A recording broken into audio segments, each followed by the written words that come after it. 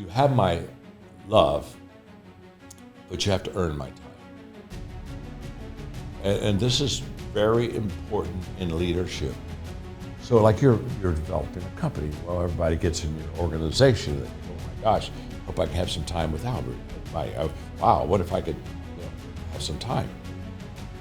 But if you love your team, but they have to earn your time. And what I tell people is you earn time with me by producing, by developing results. Most of them will find, honestly, is the fact that when they leave you, it's not as easy as they thought, because they're under the Albert leadership bubble.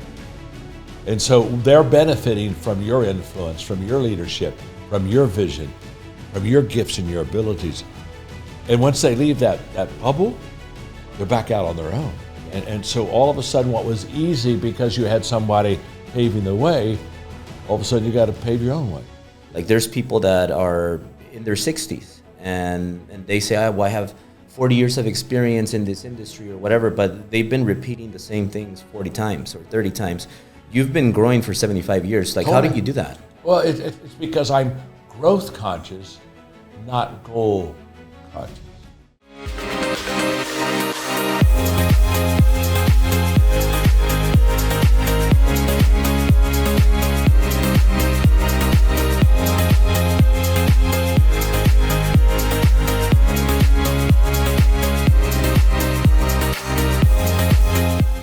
Hey guys, welcome to Driven Channel, and I'm here with a special guest, John Maxwell. And John, thanks for being on it, by the way. Thanks for having me, Albert. I'm thrilled. Thank you. So John, first off, I want to thank you because this book, I bought it when I was 19. I'm 38 now.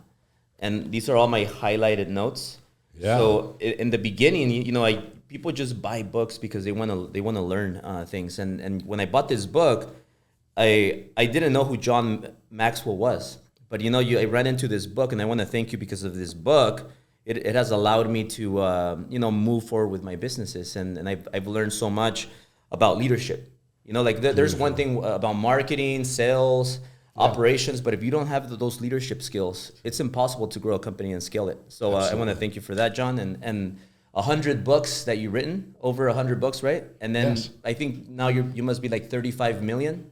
Yes. Plus sold copies. So you're doing good. Yeah, you're very good. Yeah. But thank you, John, and welcome to the show.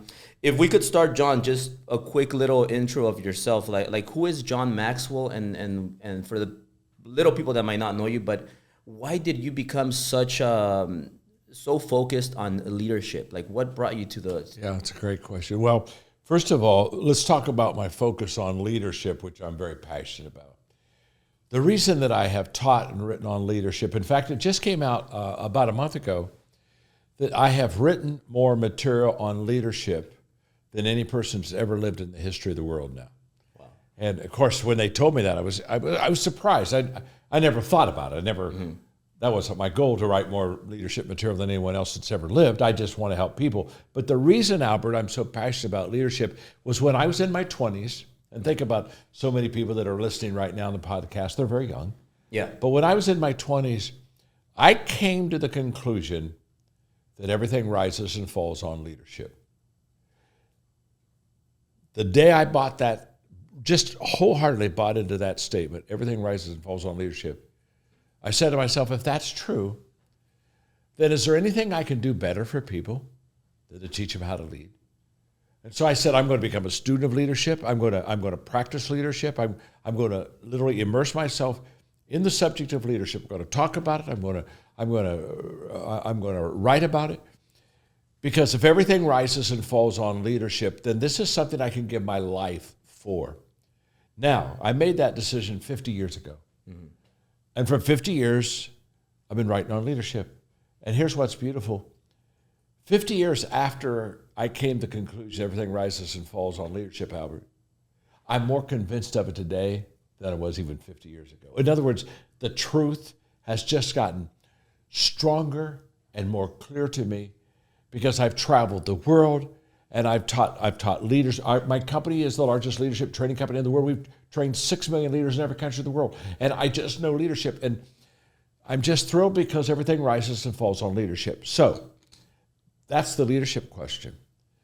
I write books because I had a mentor who, I never had any intention to write books, to be honest with you. But he had written half a dozen books. We were having lunch one day, and I asked him, I said, Les, why do you write books? I love to read them, but why do you write them? He said, I write books because I want to influence people way beyond my personal touch. Mm-hmm. I want my influence to expand around the world. And immediately, I just leaned in. I'll never forget this. I leaned in at that lunch table, and I looked at him and said, I'm going to become an author. And the reason I became an author wasn't because I was in love with writing a book. I became an author because I realized this would be another way to extend my influence and expand it to places I would never go, people I would never meet. And I found that to be very, very true. So I've been passionate about leadership, and I've been passionate about writing about leadership and helping people become successful in their life. And I'm very fulfilled today. I'm 75. Mm-hmm. And I'm just very fulfilled because of all the people I've been able to help add value. People, like you. I mean, you were 19 when you picked up this book. Yeah. Well, you were 19 when you picked up the book, and I've just known you in the last year as far as our personal friendship and relationship, Albert. But I already had a positive influence on your life because of the book. And that's why I write books, and that's why I love leadership. Yeah, well, thank you, John. And one thing that I remember, sometimes opportunity shows up when you least expect it. And it takes me back to a year ago, maybe 8 months ago. I was in the pool, and I saw you just walk right by me. And kind of when you see somebody that, shocks your world, and you're like, who is he? I was stunned. So I'm like, who is this guy? I remember his face. and then so crazy, but we're in the right environment. It's a nice hotel, so we're there, and I come to meet you. I feel like that was just an opportunity that just showed up, and most people are not prepared for the opportunity. And you say a lot about it's better to be prepared and never get an opportunity than to get an opportunity and you're not prepared. Oh yeah. Can you talk a little bit more about that? Like, why do you think good things happen to good people? Like, well, I remember very well that day. I remember, in fact, my mentor John Wooden, he taught me, Albert, that when opportunity comes, it's too late to prepare. And so what I teach people all the time is you don't wait for an opportunity to come and then say, okay, oh my God. You don't wait until you get a leadership position and say, I think I'll read a book on leadership. Yeah. You read a book on leadership and practice it so you get a leadership position. And it's a world of difference between those two thoughts. It's like make today count. In Make Today Count, what did I talk about? I talk about the fact that every day I'm either preparing or repairing. Yeah. And if I'm preparing, I'm doing what I call in there the daily dozen, the disciplines of life. I'm doing them every day, knowing that the greatest way for me to ensure the success of tomorrow is to do the right thing today.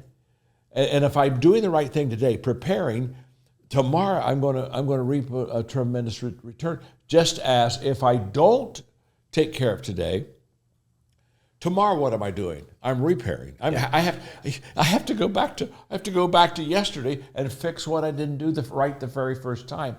And so I'm passionate about the fact that, first of all, opportunity never comes as opportunity. Most opportunities, they come to us as problems. Yeah. Or, and so most when people see problems, they say, oh my gosh, I don't want that. And so they run from it. And what I tell people is, once you open up the door of the problem, almost always on the inside is an opportunity. But our meeting, for example, at the hotel is a perfect example. You've been reading my stuff. You've been practicing leadership. You've been building a very successful company. You're doing all these right things, Albert. Mm-hmm. Well, one day, by coincidence, I walked by at the pool. You say, oh my gosh, that's John Maxwell. And then we engaged into, I would say, an hour conversation in the pool. Then immediately I could tell that you were learning, that you were growing, that you were building a company, that you were a very good young leader. And it's kind of like I migrated to you because you have been preparing your whole life to be a leader, so that when I saw you, it wasn't like, oh my gosh, I met John Maxwell. I think I'm going to become a leader. No, he said, I think I'm going to become a leader. And then guess what? One day you got to meet John Maxwell, which leads to the podcast, which leads to the fact that I share and teach at your events. but it was because you were prepared. You were ready. Yeah. So when you met me, it wasn't like, can I have an autograph and a picture? Really, what good is that going to do? I mean, you got an autograph and a picture. No, can we have a relationship? Mm-hmm. And that preparation led to the relationship today. Without the preparation, it's a high in the pool, and I keep swimming my laps, and you take your family and you go do what you're going to do. And it was like, I met him.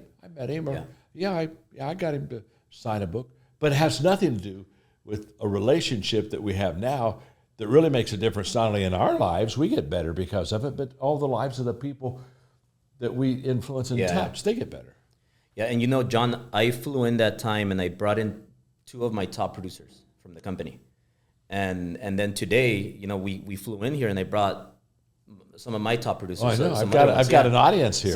So these, by the way, they're all so good looking and young. I mean, look at me. They're just, but everybody's young, so don't get too excited about that. At this stage, everybody's young, but good looking you are. So I believe in, and sometimes it comes back and bites me, because I just believe in being a good person. I believe in celebrating with my people, winning with them.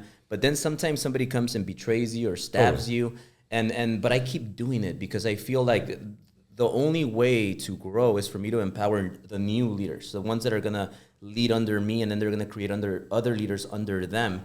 How important is it to spend time on developing other leaders inside your company? It's everything. It's everything. I admire what you're doing. First of all, let me talk to you about you inferred a moment ago about, you bring people, you trust them, they come into your circle, you expose them, you give them experience, et cetera, and then every once in a while you look around and say, oops, what happened? They just left me. We had a trust problem here, whatever. Let me just say this: when I was a young leader, and I hired literally my first full-time staff member, I was so excited because I thought, oh my gosh, we'll probably do this for life together. Yeah. I was very idealistic, not very mature in my thinking, obviously, and I had him as a team member, poured into him, gave him my best for 3 years, and then he betrayed me, and literally, in fact, I had to fire him. And I can promise you, after that experience, Albert, I looked at myself and I thought, that wasn't any fun. That hurt. Mm-hmm. And then I said, well, I think what I'll do is I'll bring people around me, but I won't bring them tight, won't bring them close, won't give them experiences. I'll say, you do your job, I'll do my job. We'll meet at the Christmas party, that kind of stuff. Yeah. And I made a discovery after a few months, and that is the good news, if you bring people on your team, but you don't open yourself up to them and you don't give them your best, the good news is they won't hurt you if they leave because you really didn't have a relationship. But the bad news is they won't help you because people give their best to people that they love the most and care for the most. And so it was a very important young lesson that I learned as a kid, and that was I'm going to bring people with me on my trips. I'm going to expose them to my experiences. I'm going to let them see what I see, understand and learn what I'm learning. And yes, I've had other people leave. I mean, it's not like I had one and everyone else has stayed. Yeah. And truthfully, in my lifetime, with all the companies I've had and all the years I've had 100 people probably that I poured into, and all of a sudden it was over. Yeah. And there's, of course, there's that sting, that little hurt, of course. But the people that are with me, that are in the tens of thousands today, they're all because I invested in them and I gave first. And I think the lesson, Albert, you're really saying there that I love is I'm going to bring my good people around me and I'm going to give them the best of every experience that I've had so that they can grow and develop and we can become a team and we can hopefully become like a family. And that's a wise decision you've made. So don't let your losses kind of determine or change your perspective about how you treat people. Just add value to them, love them unconditionally, and you'll have a few losses, but you'll have a lot more wins that way. No doubt about it. Just wish them the best if it doesn't work out. Oh, absolutely. Oh, always. Take high road, bless them, wish them the best. Yeah. And what most of them will find, honestly, is the fact that when they leave you, it's not as easy as they thought. Yeah. Because they're under the Albert leadership bubble. And so they're benefiting from your influence, from your leadership, from your vision, from your gifts and your abilities. And once they leave that bubble, they're back out on their own. Yeah. And so all of a sudden what was easy because you had somebody paving the way, all of a sudden you got to pave your own way. Can you explain, John, what it means to be a leader? That leadership is influence. Yes. Is everybody a leader, or is there only a few leaders? Well, no, everybody's a leader. Now, not everybody's as the same leader, or not everybody has the equal amount of influence, but I teach that leadership is influence, nothing more, nothing less. And, Erin Miller, who's our content curator, the way she says it, that I think is even better, is that influence is the beginning of leadership. Because of social media, it's possible to have a lot of influence and not really be a leader. Yeah. I mean, so when I'm out there and find out how many people like me or don't like me, thumbs up, thumbs down, it doesn't mean I'm leading anybody. It just means I'm entertainment and somebody was interested in one. But it doesn't mean they're really following me. But let me just put it this way. It's possible to have influence without being a leader. But if you're a leader, you will always have influence. Got it. And so what I tell people all the time is start with the people you influence right now. So, I deal with, we have single mothers who all of a sudden want to get in a personal growth plan or whatever. But they're saying, well, I'm not a leader. I said, well, you have children. Yes. Well, you influence your children. Yes. Maybe your family, your spouse, perhaps your close friends. Then you're a leader. Mm-hmm. So what you do is you don't become a leader when you get a leadership position. So some people say, well, I'm not a leader because I don't have a leadership title, position, I don't belong to an organization. I said, no, you just start adding value to people, which is the way to gain positive influence is to add value to people. You start adding value to people, and they'll not only value you, but you'll begin to influence them. And that's the beginning of leadership. So I would tell all the people that are, part of your podcast, Albert, is that they're already a leader. Yeah. The question is, do they want to be a better leader? The question is, would you like to lead more people than what you're leading? Mm-hmm. So it's not a fact, are you a leader? The fact is, what kind of a leader do you want to be, and how much influence do you want to have, and how much do you really want to grow as a leader? And we take you from wherever you are and then teach you how to influence and lead people better. Yeah. Now, and John, for example, as a leader and the people that you're leading, do you want them to focus on their strengths, or do you want them to focus on improving their weaknesses? Oh, I want them to focus on their strengths. This is a big miss in our culture. I mean, think about when you went to school. So you're in class and you got a A in math and a C in language or English. Yeah. So they say, well, work on your English, get your C up. And I say, well, really, probably, work on. You don't need to work on your English. It's okay. A C's a C, but you're probably naturally better at math than you are at language. That's why you got an A and a C. What happens is if you work on your strengths, you really improve yourself. If you work on your weaknesses, you improve yourself, but not enough to be successful. And here's where the miss is. Let's get on the weak side for a moment. From a 1 to a 10, if I'm a 3, that means I'm weak. So let's say I work on it, and I become a 5. And by the way, you don't increase all the way up. You increase a couple of numbers. So now I'm just average. Mm-hmm. Well, average is average. But let's just say I'm a 7. I'm a little bit above now, but I work on that. If I can get from a 7 to a 9, a 7 to a 9 gives me a high return in success. Yeah. A 3 to a 5, I'm still just average. So what I tell people all the time is this. In your skill set, in your area of giftedness and ability, work on your strengths. Now, one other thought on that. In the area of your weaknesses as far as choice, I'm not talking about your giftedness and ability. I mean, you were born, Albert, with a certain leaning and natural giftedness, which is where your strengths are. But let's talk about choice for a moment. Let's talk about my attitude, for example. Mm-hmm. Let's say I have a really good gift, but I got a lousy attitude. Well, we all know that that's going to sabotage my business. I mean, it doesn't matter how good you are at something. If you got a bad attitude, people don't like you. So here we go.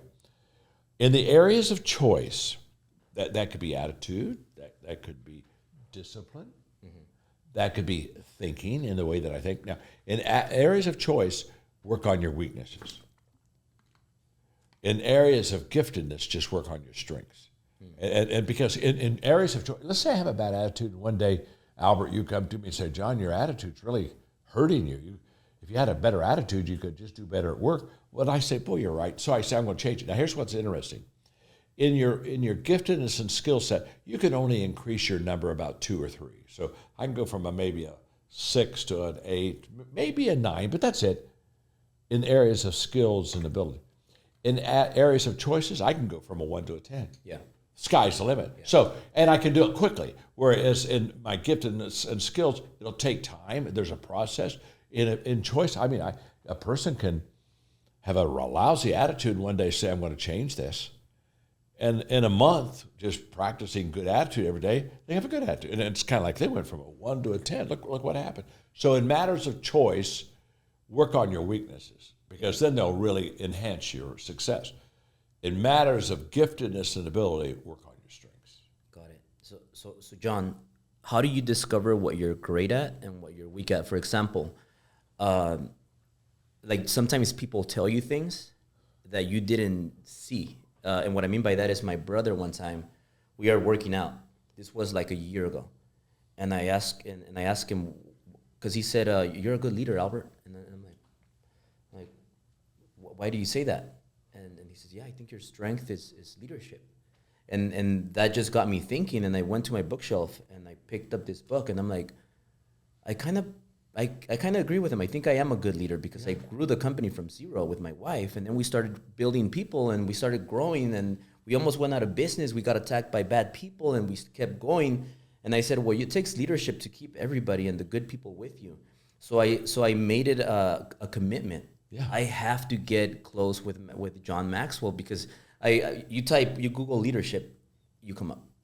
Like you are, and I'm like, if that's one of my strengths, John says work on your strengths. That's it. So I started thinking the only way to get to this wild, crazy dream of a $40 billion company, for example, I got to become a better leader. Like I'm good at, I have good people skills. I'm good in sales. I'm good in marketing, but leadership could be the difference. So how do people know what they're great at and what they're weak at? Is it people telling you, or you just say, "Oh, I'm good at this, I'm good at that"? Your illustration with you and your brother, and and him talking to you about your gifted leadership is a great illustration. Here's what I believe. I wrote a book a few years ago called No Limits, and in that book, I talk about how do you really reach your potential. How do you live a life that basically has no limits? You just keep growing and developing. And in the book, I spoke about 3 things. In the first part of the book, I talk about awareness. And it goes back to the principle, you cannot grow yourself unless you know yourself. Now, I'm coming back to that in a moment. The middle part of the book was about giftedness and abilities, and the last part of the book was about choices. And basically, the thesis of the book is, when you are aware of your strengths and weaknesses, when you have an awareness and you have good gifts and you make right choices, then the sky is the limit. There's no limit to your potential. So let's go back to awareness. When people tell me, like, they'll say, John, I'm kind of a self-aware person. I want to smile, and I want to say to them, no, you're not. I don't think any of us are self-aware. I think the awareness I have about myself was given to me by someone else. A brother, you're working out one day, says, you know what, Albert, you've got some leadership gifts. Now, he recognized that in you. And when he recognized it, it was almost like a light bulb went on. And you said, you know what I do? Look, I've been building this company with my wife, and I do have some leadership skills.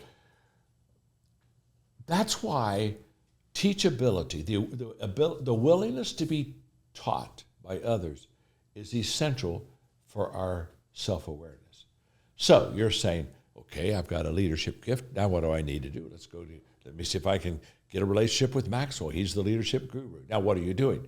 You're matching your strength with a person that mentors in the area that you're really good at, which means you're going to go from good leader to great leader. It's just a matter now of time and practice. It's just going to, but there's a process. You're going to become a great leader. But it's because you made a choice to match your strength up with somebody that was very gifted in that area so that they could teach you. Now, if you had a weak area that you weren't, that wasn't a real skill set. For example, I really am, I'm a big picture person. I'm not like I I don't really want to do the day-to-day very much. I know how to do it, but it doesn't. I'm not like a manager. So it's not. So what I have to do is I hire people around me that have strengths that I don't have. So what we do is we begin to complement one another. We begin to complete one another. That's how we have a team. For the last 2 days, I have literally been in this hotel where we're talking now with about 9 of my top leaders, and we've been talking completely about a strategy for the future. And everybody's in that room, but everybody that's in that room complements everybody else. Yeah. And so, they make up for my weaknesses, and my strength, I make up for their weaknesses. And that's when you really get to build a beautiful team, Albert, is when you understand, I'm aware, this is what I do well, but I'm also aware I don't really do this well at all. Yeah. Well, that's okay. Now I've got to go find somebody that can help me, in that area. So self-awareness is, I think, that's why humility is such a great quality of a leader. Because a humble leader always says, you have something to teach me. I mean, if I have a sense of teachability and humility, I sit down with you, and in our conversation, here's what I know. It's only a matter of time till Albert's going to share something with me that's going to make me a better leader, make me a better person. Yeah. He has something to teach me, and I need to learn from it, which means I lean into you. I'm ready to learn from you. I'm asking questions from you because I know that you're going to be able to say something that's going to really help me. So when people talk about self-awareness, if you're self-aware, it really means you're teachable, and you've listened to what other people from the outside have said, because we all have blind spots. We all do. I do. That's why one of my favorite questions, Albert, to my team is, what am I missing? So we'll have a discussion about something, and at the end I'll say, now, okay, what am I missing? Well, there's an assumption I have that I'm missing something, and there's also an assumption I have that somebody in that room knows what I'm missing. They'll say, well, John, have you thought about this? Oh, I hadn't thought about this. Thank you very much. All of that humility, teachability, I think helps a person become very aware, but it's not self-awareness. It's somebody else. Yeah. Almost always, they come and walk in your life, and the moment they say it, you go, oh yeah, that makes sense. But somebody has to kind of like wave it to you and say, this is something I want you to be aware of. Yeah, and John, one big quality that you have is you're one of the greatest, if not the greatest, communicator I ever spoken to. Like your communication is second to none. Thank you. And I noticed that right away from the beginning. The first thing you say is, Albert, what can I do for you? What can I do to serve you better? Sure. A lot of people make the mistake where they want to ask before they give. Is that something that you always do, where you first want to give value before you ask? Well, yeah. Well, not in the beginning. Like all young leaders, I started off. I did more. There were more things I didn't do right than I did right because I was learning.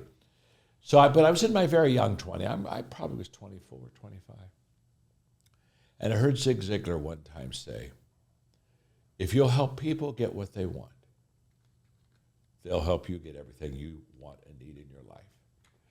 And this was a big paradigm shift for me, Albert, because up until then, I was basically saying, join my team, here's my vision, get on my leadership train, let's take the journey. And I was basically trying to have people help me. Mm-hmm. And Zig says, no, just go help people. And that was life-changing to me. I changed everything. I thought, okay, what I'm going to do then is, instead of saying, Albert, help me, I'm going to say, Albert, what can I do to serve you? How can I help you? And if I do a good job helping you, guess what? You'll come back again and again because I'm a resource to you. I fuel energy and assets within you because I ask the question. So for most of my life, for most of my leadership life, in my younger years, I kind of gave direction. It was kind of like, I know where I want to go, so here's where we're going to go. But I've changed, and over time, with maturity, I always ask questions now. Mm-hmm. And instead of giving direction, it's kind of like you have to find someone before you can lead them. Mm-hmm. And so when I sat down with you for a moment ago in the studio, my question was very sincere. Okay, this is your podcast. How can I serve you? What do you need from me? How can I add value to you? And that's my approach all the time. Because, one more thought on this. assumptions are the mother of all mess-ups. I watch leaders all the time assume that they know where that person is or what that person is thinking. And instead of asking questions, how can I serve you, how can I help you, they just go and say, here's what I'm going to do for you. And they miss it. It's not where Albert is at all, but here I am charging ahead. And so I just found, if I just put you first, and if I just have a desire to serve you, then I'll help you. And that's how a great relationship begins. And okay, just one more thought. There's so much when you ask these, you're asking great questions, and I start wanting to go into major teaching. I got all your people here. It's like I got my audience here, and we're going to, but you got a bigger audience, obviously, than what's in our little studio here today. But this is so huge. Leaders see more than others see. Mm-hmm. In other words, their picture is bigger, and they see before others see. So they see the picture bigger, and they see it quicker. That's a leader. If you don't see more than others see, and if you don't need to see before others see, I got news for you. You're not the leader. Somebody else is leading, but it isn't you. Yeah. But now that I know that I see more than most people see, or I see before other people see, Albert, now I have to ask myself a question. Am I going to use this advantage, this what I call this leadership advantage, seeing more, seeing before? Am I going to use it to help other people? Or am I going to use it to serve myself? Yeah. That's a big question. Because if I use it to serve myself, then I'm going to manipulate people. I'm going to have people do things that help me to get me to where I want to go.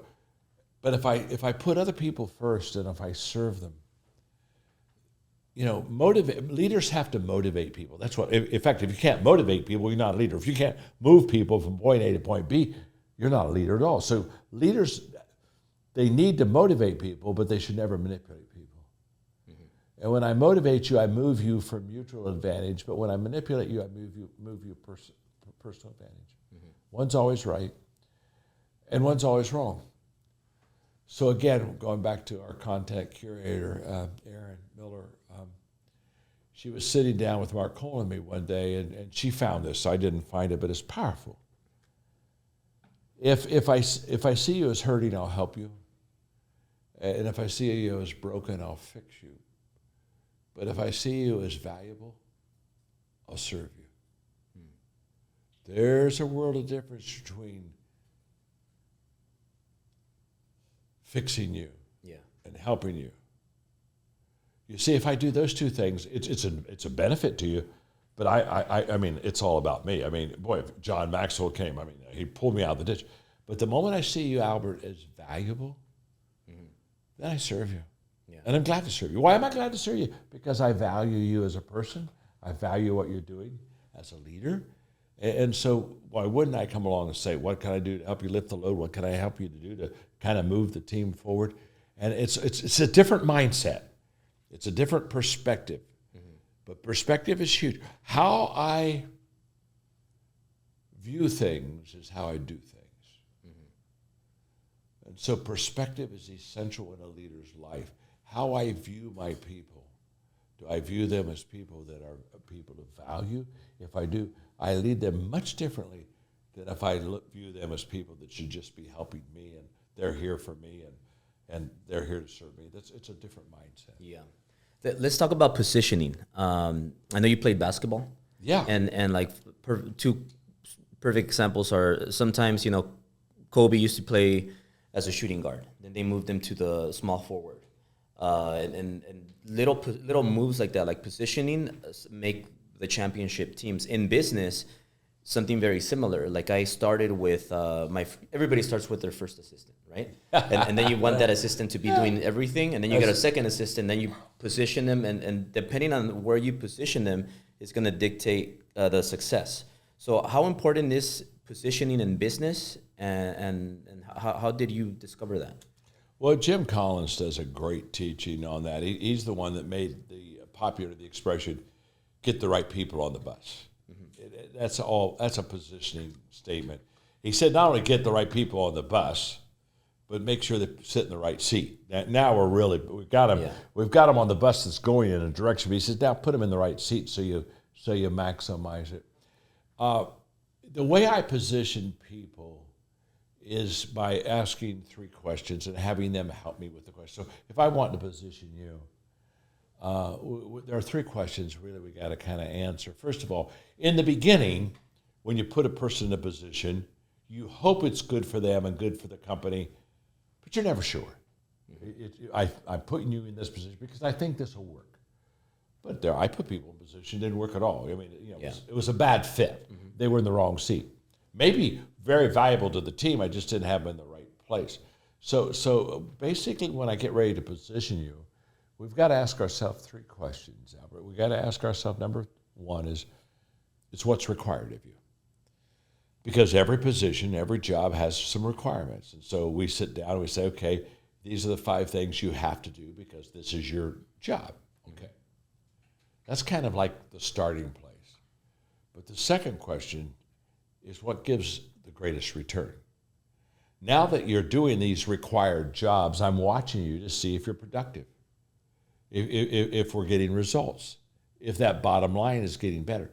If it is, I'm saying, okay, that return question's being answered. But let's say you're over there and you're doing what's required, but you're not growing, you're part of the business or whatever. Then I look and say, oh, they may not have the gift to really get the return on this. Mm-hmm. Requirement, return, and number 3 is reward. In other words, I've got to look at you, Albert. Let's say you really got your requirements down, you do those very well, you're getting a good return for the company. I got to look and ask you one simple question. Do you love what you're doing? Do you enjoy it? Because if you enjoy what you're doing, you will do it so much better. You won't watch the clock. You'll be full of passion. You'll be giving it 100%. So I tell people, match up the 3 R's. What's required of me? What gives me my greatest return? What gives me my greatest reward? If those 3 R's are correct, I've positioned you correctly. At the end of the year, Albert, every year, the last week of the year, I do a review of that year that I'm just finishing. Just a few weeks ago, I reviewed 2021. And literally, it's very thorough. I go over every day, hour by hour, where I was, what I did, who I was with. And I'm constantly asking myself, could I have done it better? What could I change to make me better? And so when I finish, I've got some questions I ask at the end of the year. And one of those questions is, am I willing to, again, do what I did last year in the new year? Mm-hmm. And that's a good question. Because a lot of times people, they say, well, I'm tired of that. I want to change or whatever it is. If you keep those 3 R's lined up, then you'll almost always say, yeah, let's do it again. Let's do it better this year. Because you're in it, and you're getting a huge return reward out of it, which keeps you in the game. Does that make sense? Yeah, perfect sense. Yeah. And John, one really great question I think is what keeps you going? Like, John, you're 74 years old. Yeah. I think you're going to be 75 pretty soon, right? Yeah, just a couple weeks. And you're still working hardcore. So, and I know part of it is because you love what you do, but what keeps you going? Because when I'm 74, I want to have, even if I have 10% of your energy for what you're doing, I want that. So what is it that keeps you just going on full speed at your age? When are you going to stop? Great question. I'm not stopping. So let's start there. I don't think that there's a finish line. In fact, I'm going to write a book called "Is There a Finish Line?" And for many people there is. They say, when I get a certain age, I'm going to retire, or when I make a certain amount of money, I'm going to retire. And so they make what I call artificial finish lines. Mm-hmm. At 60, I'll retire, or when I have $25 million, I'll retire. And they're artificial finish lines. And what they don't understand is if I put an artificial finish line out in front of me and then I cross it, I'm finished. Yeah. Now, really? Do I want to spend the rest of my life being finished when I still have life? So when people say, John, what keeps you going? I can tell you, you're to the blame. You keep me going, Albert. It's people like you. It's people like you that I could pour into and help and watch you grow and develop and build a company and help people and bless millions. And it's you that keeps me in the game. Because is there anything better than I can do than to mentor and pour my life into people like you that ensures that after I'm dead and gone, that my values still live in people like you? In a certain sense, you're kind of like the legs of my legacy. And so you keep me going. Yeah. If you would be lousy, I probably would stop myself. You know what I mean? But it's watching. I'm in the greatest time of my life. I am getting to see people that I've spent my whole life in developing and who have read my books, and their life is incredibly changed. Yeah. And they've built wonderful families, and they have great companies, and they've added value to people. There's a difference between success and significance. Now, success, let's start there. And everybody wants to be successful. But success is mainly about me.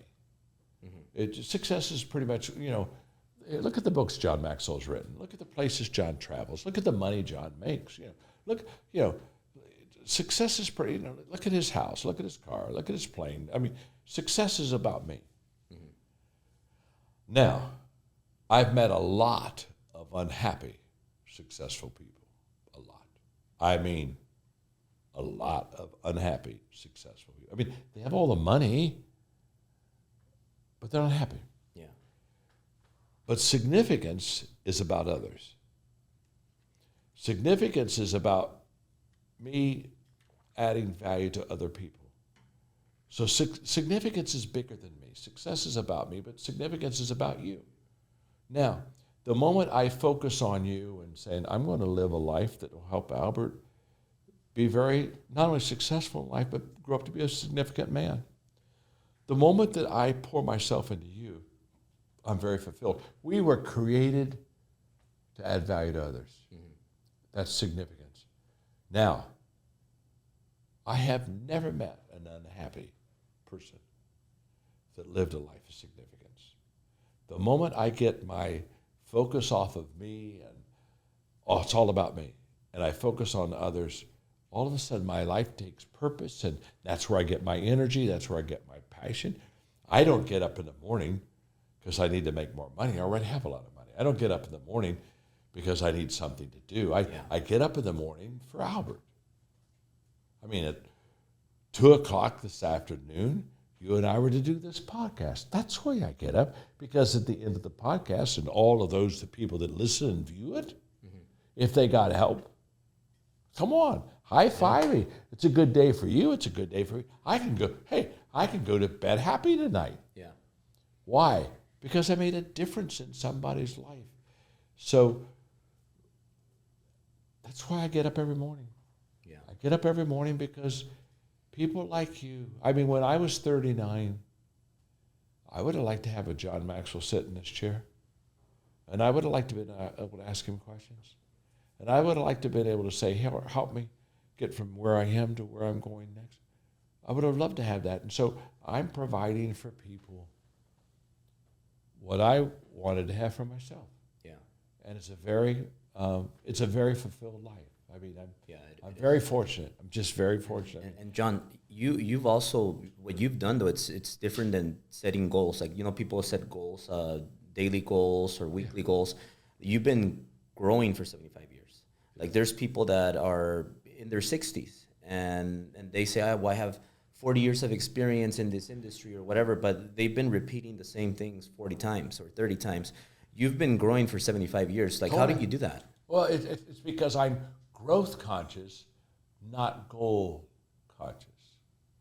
And there's a difference. Now, by the way, I don't think goal setting is wrong at all. In fact, my first personal growth kit that I ever invested in, my first personal growth project, was about setting goals.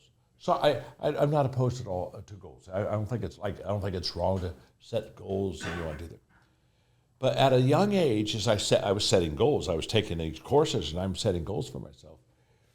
In my late 20s, I began to understand something, and this was life-changing again for me, Albert. when I set a goal and I reach it, there's kind of a euphoric, like, I made it. Mm-hmm. But almost immediately after I made it, it's kind of like, now what? Yeah.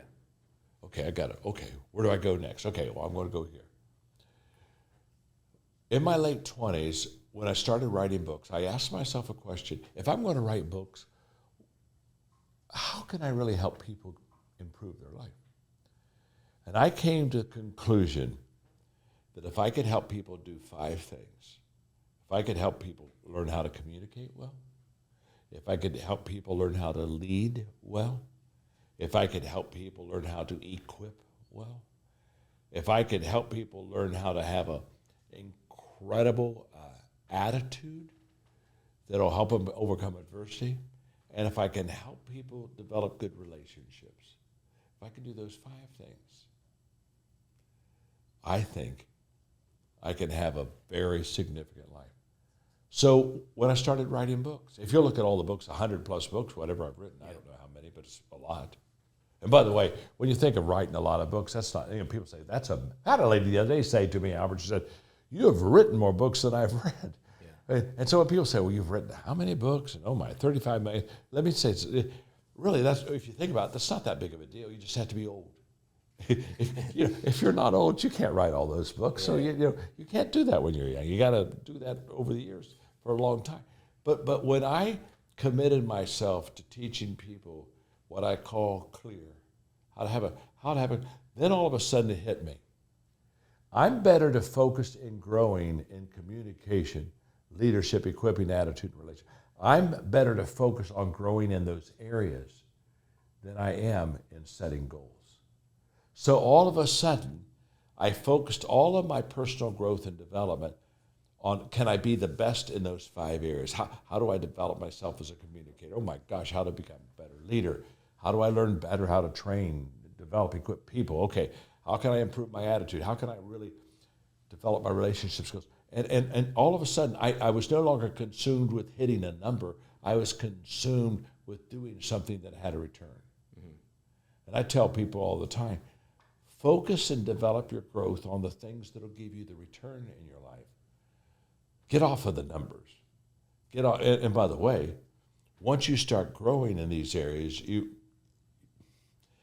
never cross a finish line.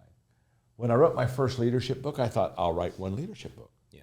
And I wrote it, and after I wrote it, I thought, okay, oh my gosh, there's a whole bunch of stuff about leadership I didn't say in that first book. I think I'll write another book. So I wrote another book.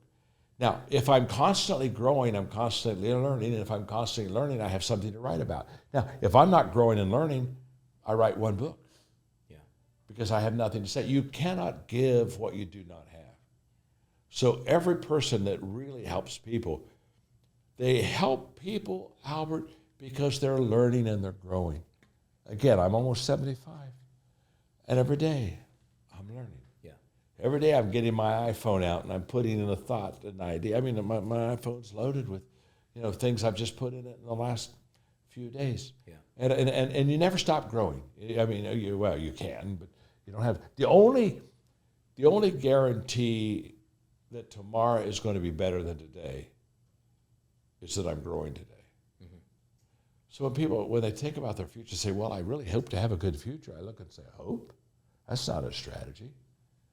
But if you're growing and learning, your future is going to be better because you'll be prepared when that opportunity comes, as we talked about earlier in the podcast. Yeah. And John, relationships. How important are relationships? And because your name's the biggest name up there, and I know that your relationships are very, very extremely selective. The people you want to maybe do something with, because there's a lot of people on Instagram nowadays, on social media. And everybody's an expert in sales and making money and starting businesses. There's so many people out there. How do you select the right mentor? Well, first of all, I think relationship is very foundational to success. I wrote a book several years ago called Winning with People. Mm-hmm. And the thesis of that book is that almost all of us can trace our successes and failures back to relationships we've had in our life. And about every time I've had a failure, I can promise you there are some people in that picture. including me, obviously. Every time I've had some success, there's some people in that picture. Not just me, but others. Yeah. And so relationships are so vital. And so people ask me all the time and say, okay, well, how can I have a relationship with you? How can I get you to mentor me? And I share with them, I value everybody and I unconditionally love everybody. Now, and people say, well, how can you do that? You don't even know those people. How can you value those people? It's very simple. God created them. If he valued you enough to create you and give you giftedness to make you successful, then why wouldn't I value that creation? So I value you because who he is. So I automatically value you. I automatically unconditionally love you. But I tell people, you have my love, but you have to earn my time. And this is very important in leadership. So like you're developing a company. Well, everybody gets in your organization. They think, oh my gosh, hope I can have some time with Albert. Wow, what if I could have some time?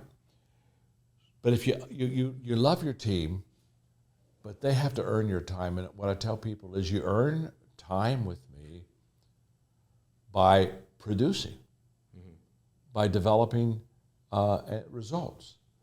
And that's what catches my attention, because I only have X amount of time to spend with people, so I have to spend time with people that are doing something effectively already, because then I can compound that growth. Yeah. And so it's not like I'll spend time with you and I hope that you really produce. It's kind of like when you produce, I'll spend time with you. Yeah. And so this is a huge leadership principle that so many leaders, the tendency is for, it's very simple, Albert, to find somebody who's doing nothing and say, boy, if I gave him some time, maybe I could get him going. So we go over there and try to pump them up, motivate them, equip them, do all this stuff. Usually there's no return there. Yeah. So what I tell people is very simple. You produce, I show up. And now, because you're already growing the company, you're already developing, I'll just maximize that and take you even to a higher level. Yeah, powerful. What about people with egos? When you build a company, you're going to run into these powerful people that are great in sales, but they have these egos. Can you help them, or sometimes do you have to tell them, hey, you know what? Maybe you're not a right fit. Your ego is way too high. How did you deal with it? First of all, I think that highly successful people have some ego. Yeah. I mean, I think they have some drive within them and some competitive skills within them. Ego gets out of line when I put myself above my team, when I put myself above the purpose of the organization, when I no longer think that those have to be my values. Really, is there anything more difficult than to have somebody who thinks they're irreplaceable? And my whole thing is, I always tell, if you think you're irreplaceable, I can change that for you. Watch me. I'll replace you. It's okay. And so I think that whenever I see a person put themselves and their welfare above the big picture of the team, immaturity. When somebody says, well, they're an immature person, what that really means is they only can see their perspective. That's what makes them immature. Yeah. They don't have the ability. If I'm immature, I can see perspective from John Maxwell's viewpoint, but I can't see it from yours. And not only can't see it, don't really want to. It's all about me. Well, the moment that happens, I'm already not helping you or helping the company. A mature person has the ability to see things from the perspective of others. Mm-hmm. So when the ego gets so big that no longer do I see things from your perspective, it's only all about me, then it's probably time for me to make a change. Got it. And also you talk about a manager leads people the same way, but as a leader, a great leader, they'll lead people differently. Mm-hmm. How do you do that? Like how do you know who you have to deal certain different ways? Yeah, well, first of all, one of the differences, it's not the only difference, one of the differences between managers and leaders is managers have a tendency to manage everybody the same. And they like that. In fact, they kind of like that. It's not difficult to manage everybody if you treat them all the same and keep them all in the same box. Leaders never do that. Leaders lead people according to who they are. I wrote a book a couple of years ago on the leader's greatest return. It's all about developing people. And there's a chapter in there that's just worth the whole book. And it's called The 7 Motivations of People. And in that chapter, I talk about the fact that if you have 10 people in a room, at least 5 of them are motivated differently than the others.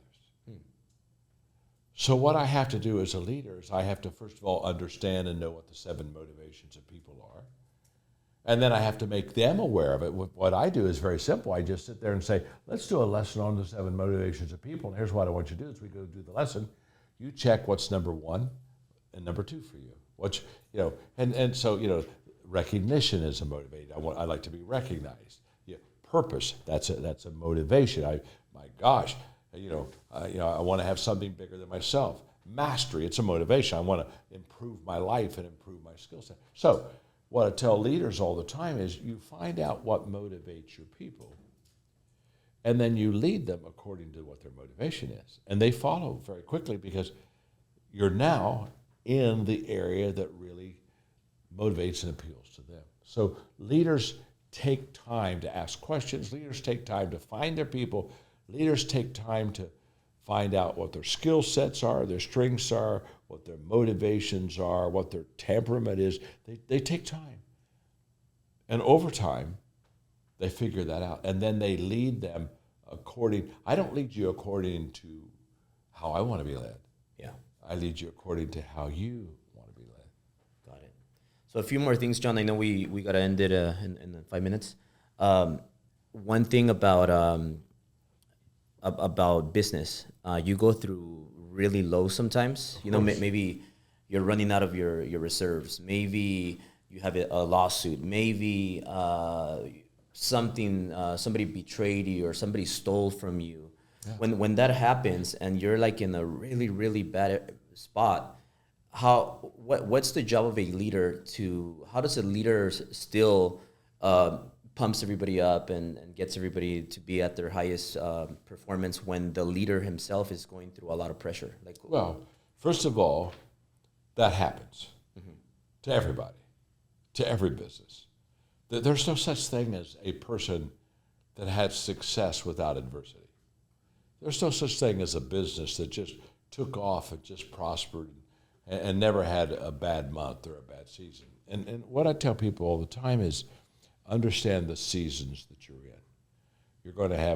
It's just like a farmer, in the fall, there's a season of harvest there, and that farmer is just going out and filling his bins with good stuff. Well, how foolish for that farmer to say, wow, I want that 12 months a year. Well, you don't get that 12 months a year. There's a time you get that. There's also a time when you do sowing. There's also a time when you have to do the plowing and the working. There's also a time when you have to wait. And so what I tell people all the time is, again, mature people understand seasons. And so when they're in a high season, they don't think that they're better than they really are. And when they're in a low season, they don't think they're worse than they are. And so they appreciate the season because there are lessons to learn from each season of life. And that's maturity. And so what you do is you let your team know. In fact, if I see the season coming, I bring it up to them before the season comes. I want them to know, look, I just want you to know that we've had if you're like you in the mortgage business, in the banking business, you've had a season of low interest rates, and my gosh, it's good. Well, you can see now the season's probably going to change. Those interest rates are starting to go up. Inflation, you got all kind of, it's highly probable the next 3 months your season will not be the same as your last 3 months. But that's okay. That's part of life. And what do I do during those difficult seasons? Do I quit? No. No, let's put it this way. Nobody ever quit their way to success. So let's just start there. Yeah. So do I quit? No. Do I readjust? Of course I do. Do I make some changes? Of course I do. Do I learn some lessons? Of course I do. Do I develop my character during those difficult, lean seasons? Of course I do. So I take every season and I don't try to get rid of it. I just try to maximize my growth to it. Yeah. So that it makes me a better person. And that, I think, is so key in understanding not only your business, your marriage. I mean, your marriage has seasons it goes through, and some are better. It's just having a maturity and a big picture to see life not as you wish it would be, but as it really is. Yeah. Thank you, John. And one last thing. If you could give our people that are watching this the best advice on how to deal and how to lead millennials. Let me explain why. And maybe I'm wrong. Correct me, please, if I'm wrong. But I feel like maybe baby boomers and people that came before the millennials, they didn't have social media. They didn't have the technology, so they believed in hard, extreme work ethic. And now with millennials, and I'm not saying that millennials are worse or better. I'm just saying, and we've had a lot of success with millennials. It's different. But a lot of times millennials, they want to work less and rely more on technology and social media. What's the biggest advice you would give people to lead? Well, in the corporate world, Albert, I'm asked that question a lot because older people like myself are trying to still work with younger people, and there's just a major set of different even values and perception. Yeah. And my answer is I think very simple and very effective. You value millennials.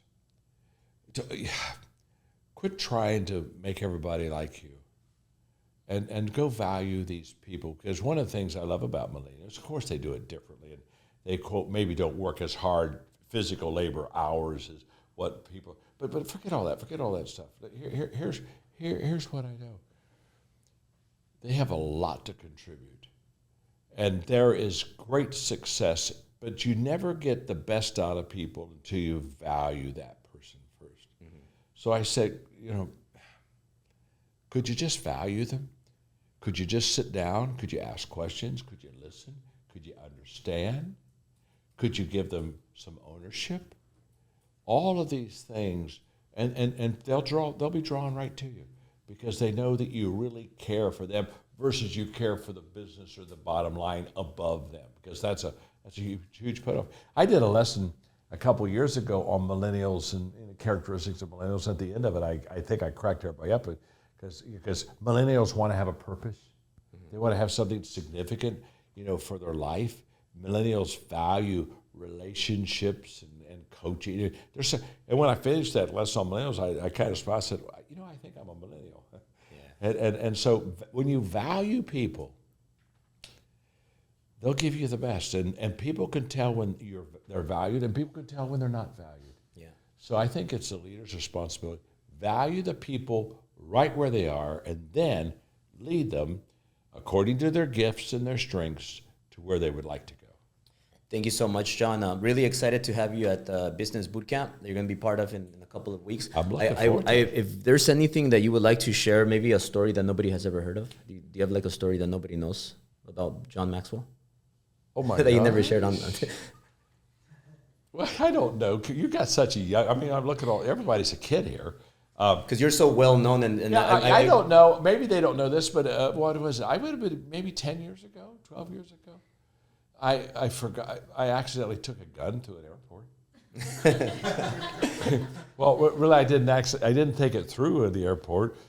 I took it to the screen, and the guy saw it. But what happened is I had a friend of mine who I fly private a lot, and anyway, I travel a lot, so he thought my wife Margaret needed to have a gun, so he gave me a gun. So I'm in my plane going home, and my co-pilot loves guns, and so he loaded it and the whole thing, put it in my briefcase, forgot about it. A few days later, I'm getting ready to go, and I'm going to go fly commercial. Forget all about it.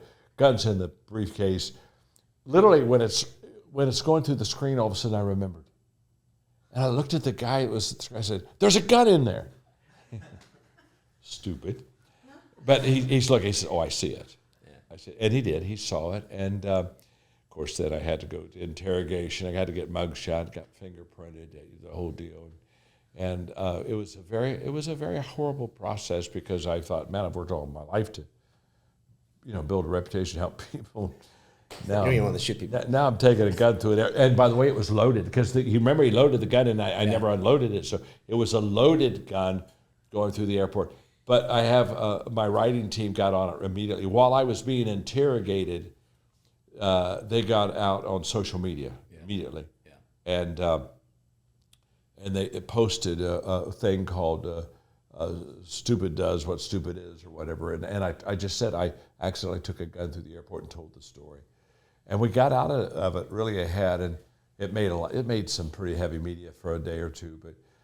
But I owned up to my mistake. It was certainly a mistake, and so anyway. But the next week, my book agent called me and he said, "John," he said, "Gosh, your books are selling like crazy since that news of the gun in the airport." He said, "Man, we got to do something." He said, "Could you run naked through the airport today? We got to keep that press going." I said, "I don't think that's going to happen." But yeah, now, did you know about the gun? Did you know about that? No, I didn't. Okay. Did you know? Oh, okay. Then I told. Well, at least people now know not to mess with John Maxwell. Yeah. Oh my gosh, I took a big ribbing for a long time. I got ready to speak at a large convention in California a couple of days later. And they said, "Well, no, usually we do a mic check, to make sure the mics are. Today we'd like to pat you down before you get up." And I lived with a lot of but it goes like everything in life. We're human. We mess up, and it's take ownership of it. Don't blame someone else, and just say, "Look, I made a mistake." I don't think people want a perfect leader. Yeah. But I do think they want an authentic leader. Oh yeah. And that's what I try to be. So anyway. Well, thank you so much, John. Any specific? Thank you. Any specific place you like people to follow you? Your Instagram or your YouTube or? Well, here's my problem, Albert. Now, and if you want to help me, you can. But here's my problem. I'm all over social media. I'm on Instagram. Twitter, the whole deal. So I'm on all that. We have millions of people following. We got a podcast that's. I don't know, we had 17 million people follow us there. Yeah. So we got a lot of stuff, but I don't pay attention to any of it. Mm-hmm. And I don't use social media at all. I mean, my people get me out. In fact, I was telling somebody that I've never even looked myself up on my webpage. And somebody said, "You mean you never?" I said, "Well, why would I? I mean, I know who I am. Do I need to go to social media to figure me out?" So what's it called? John Maxwell Leadership Podcast. Well, that's simple enough. So if you go to John Maxwell Leadership Podcast, that's kind of simple. Yeah, we have if you just go to John Maxwell, honest to God, I'm sure people just Google your name and your. Yeah, they'll figure it. They figure we have the world's largest coaching company. Yeah. And so we coach and help people be entrepreneurs anyway. And I'll put all the links below too, so people can follow. And you're good. Thank you so much. Albert knows. Just follow Albert. Don't follow me. He has all this figured out. I'm an old man. I don't know much, but he's with you. He's got it. So whatever Albert says, you just do, and we'll all be fine. There you go. Thank you so much. Oh, thank you. My gosh, great to be with you. Thank you.